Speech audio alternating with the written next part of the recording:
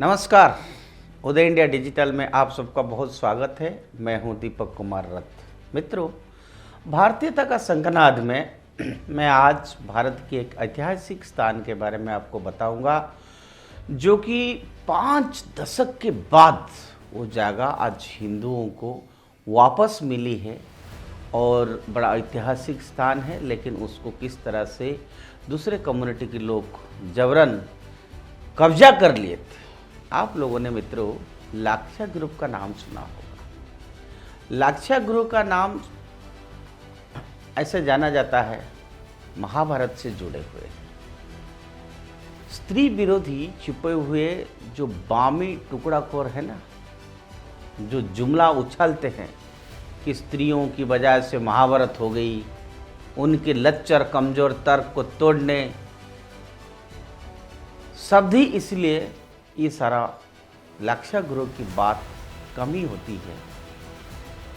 द्रौपदी जो महाभारत की है और महाभारत की द्रौपदी के विवाह से काफ़ी साल पहले लाक्षा ग्रुप भेजने के लिए षड्यंत्र में दुर्योधन पूरी तरह से षड्यंत्र कर चुके थे। इसलिए धृत नहीं भी हुआ होता तो महाभारत में युद्ध तो नहीं करते। यहाँ पर पांडवों के लिए लाक्षा ग्रुप बनाया गया था। उस जगह का नाम बरनाव्रत बताया जाता है और आज का जो है उत्तर प्रदेश है, उसके बागपत जिले में कृष्णी और हिंडन नदी के संगम पर बरनावा नाम की गांव में एक टीला और करीब 100 बीघे की जमीन है, जिसके बारे में ये जाना जाता है कि ये बरनावर था जहाँ कभी महाभारत की ये घटना हुई थी। इस इलाके पर इस्लामिस्ट अपना दावा ठोक रहे थे, जैसा कि आमतौर पर हर जगह पर हुआ है। यहाँ उन्होंने किसी सूफी बद्रुद्दीन शाह की मजार घोषित कर दी थी। पुराने ज़माने में ये इलाका कभी मेरठ होता था और यहाँ का 1920 का आर्कियोलॉजिकल सर्वे ऑफ इंडिया का एक सर्वे खंड भी उपलब्ध था। फिलहाल ये एएसआई द्वारा संरक्षित क्षेत्रों में से है, तो जाहिर है कि हिंदू या भारतीय पुरातात्विक महत्व की चीज़ों की उन्होंने दुर्दशा कर रखी हो। अब कोई हुमायूं का ये मकबरा तो नहीं है कि इसको कोई रखवाल करे और उसका कोई ब्यूटिफिकेशन करके उसमें लाखों करोड़ रुपया खर्चा करे। सेकुलरिज्म नाम की भी कोई चीज़ होता है भाई। तो हुआ यूँ कि 1970 में यहाँ की तथाकथित कब्रिस्तान के रखवाले मुतवली मुकीम खान ने मुकदमा किया कि ये वक्फ बोर्ड की ज़मीन है और हिंदू पक्ष इस पर कब्जा कर रहा है। इमेजिन करिए, वक्फ बोर्ड की प्रॉपर्टी है ये। हिंदुओं के पक्ष में कृष्णदत्त महाराज ने मुकदमा लड़ना शुरू किया और अपना पक्ष भी रखा।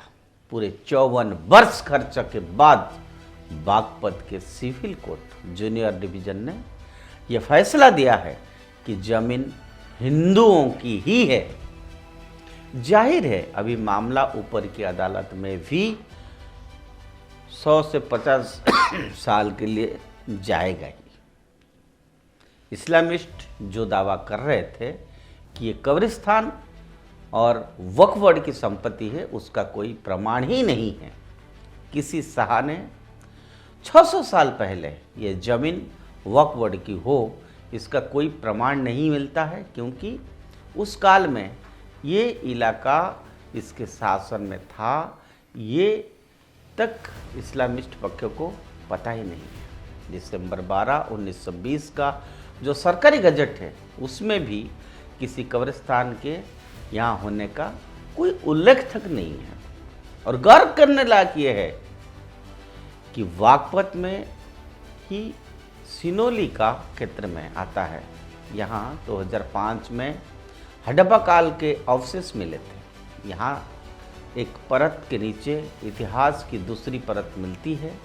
इन क्षेत्रों में 2018 में जो बर्तनों के अवशेष मिले वो सिनोले की खोज करने वाले प्रोफेसर के शर्मा के मुताबिक बिल्कुल वैसे ही होते हैं जैसे मथुरा, मेरठ और हस्तिनापुर कहलाने वाले क्षेत्र में मिल चुके हैं।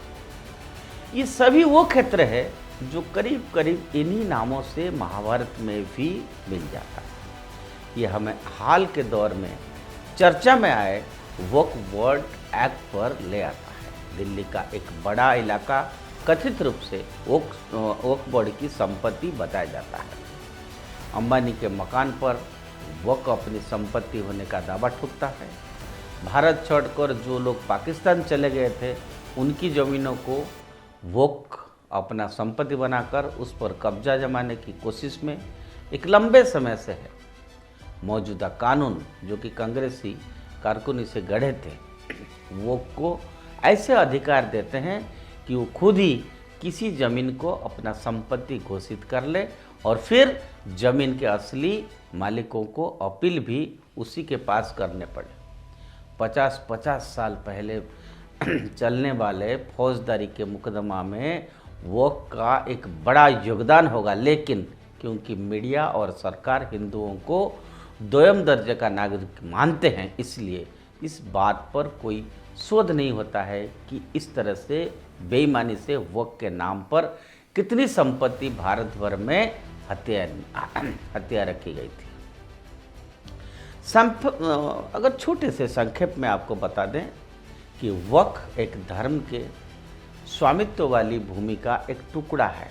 यदि किसी संपत्ति का उपयोग लंबी समय से धार्मिक या धर्मार्थ उद्देश्यों के लिए किया जा रहा है तो इसे वक्फ माना जा सकता है। एक बार जब किसी संपत्ति को वक्फ के रूप में मान्यता मिल जाती है तो वक्फ बोर्ड इसका प्रभारी होती है। वक्फ बोर्ड पर सार्वजनिक भूमि और क्षेत्रों का अधिग्रहण करने और उन्हें वक्फ में बदलने का आरोप लगाया गया है। जब कोई मस्जिद या मजार बनाई जाती है और पूजा स्थल के रूप में उपयोग किया जाता है तो वक्फ बोर्ड के पास उस संपत्ति के वक्फ संपत्ति के रूप में नामित करने का अधिकार होता है। वक्फ बोर्ड के पास बड़ी मात्रा में अचल संपत्ति है। के रहमान खां के निर्देशन में 2009 की एक संयुक्त संसदीय समिति की रिपोर्ट में कहा गया है कि इसमें लगभग 4 लाख पंजीकृत संपत्तियां और 6 लाख एकड़ से अधिक भूमि है। भारत के वक्फ प्रबंधन प्रणाली के अनुसार भारत के सभी वक्फ बोर्ड के पास सामूहिक रूप से 8 लाख एकड़ से अधिक भूमि में वितरित 8,54,509 संपत्तियां हैं। यह स्पष्ट है कि वक्फ बोर्ड के संपत्ति पोर्टफोलियो में पिछले 13 वर्षों में काफ़ी वृद्धि हुई है। अब क्या हमें खुद से ये सवाल नहीं पूछना चाहिए कि अल्पसंख्यक कल्याण बोर्ड के पास इतनी बड़ी मात्रा में ज़मीन कैसे आ गई? इसका उत्तर हमेशा की तरह कांग्रेस के पास है, जो इस देश में हर बीमारी का मूल कारण है। पहली बात, भारत में मुस्लिम संपत्तियों की सुरक्षा के लिए गलती से हिंदू जो बने हैं, जो प्रधानमंत्री थे जवाहरलाल नेहरू ने 1954 का वक्फ अधिनियम बनाया और बाबरी विध्वंस के बाद मुसलमानों को खुश करने के लिए 1954 के वक्फ अधिनियम को पीवी नरसिंह राव द्वारा संशोधित किया गया। 1995 में राव के नेतृत्व वाली कांग्रेस सरकार ने वक्फ बोर्ड को अप्रतिबंधित अधिकार प्रदान कर दिया।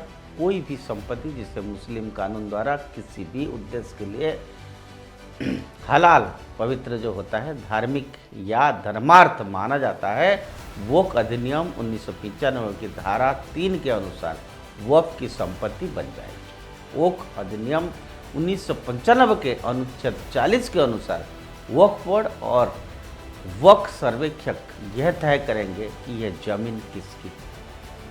वक्फ अधिनियम यह भी कहता है कि बोर्ड द्वारा वक्फ घोषित भूमि से संबंधित विवादों को सुप्रीम कोर्ट या हाई कोर्ट में चुनौती नहीं दी जा सकती। यदि बोर्ड घोषित करता है कि संपत्ति का एक टुकड़ा वोक का हिस्सा है तो अदालत के बजाय वोक ट्रिब्यूनल में अपील की जानी चाहिए। कल्पना कीजिए कि उसी वक्फ बोर्ड की विस्तारित संस्था गलत दावा करने वाले वक्फ बोर्ड के खिलाफ शिकायत भी सुनेगी। यहाँ फिर सवाल उठता है कि अगर किसी को लगता है कि ट्रिब्यूनल पर संदेह नहीं किया जा सकता तो फिर गैर मुसलमान के लिए वैसा ही कानून, ऐसा ट्रिब्यूनल क्यों नहीं है भारत में।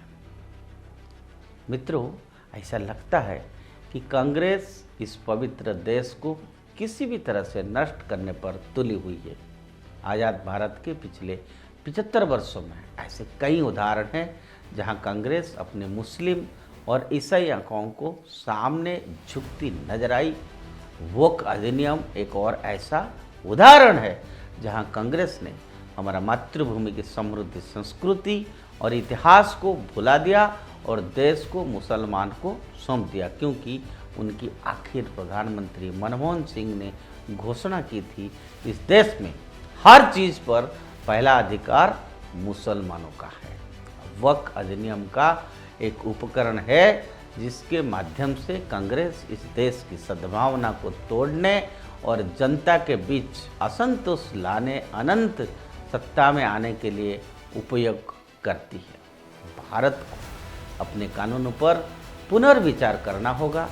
जब हिंदुओं के मंदिर की संपत्ति का किसी भी सोशल काम के लिए इस्तेमाल करने का सरकार बहादुर को अधिकार होता है, तो फिर इन्हीं और विशेष समुदायों को विशेषाधिकार कब तक इस देश में मिलेगी। हिंदुओं को सेकेंड ग्रेड सिटीजन मानना तो बंद करना ही पड़ेगा ना हिंदुस्तान में।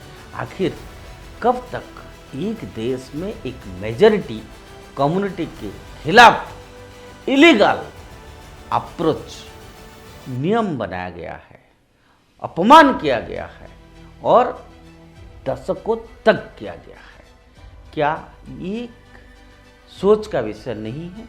क्या हमारा युवा समाज इसके ऊपर चर्चा नहीं करना चाहिए?